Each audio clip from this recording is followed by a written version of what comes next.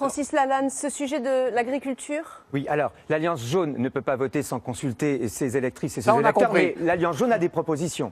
Alors, concernant le carburant, plutôt que de taxer le contribuable, l'Alliance jaune propose de taxer le fioul lourd et le kérosène, c'est-à-dire les avions, les bateaux ne payent pas de taxes, ce sont des gros pollueurs, et de manière générale, nous proposons de taxer les gros pollueurs. Vous êtes d'accord avec Emmanuel Macron qui a dit qu'il était plutôt favorable à une taxe kérosène, notamment, pour les vols intérieurs européens? Non, c'est plutôt Emmanuel Macron qui a lu nos propositions.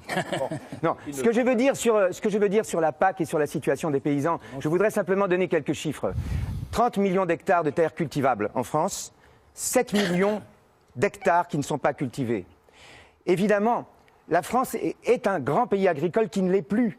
En 1950, nous avions 15% de la population agricole active, qui aujourd'hui est devenue 3% de population agricole active, c'est-à-dire 1% en dessous de la moyenne européenne qui est 4%. C'est un désastre.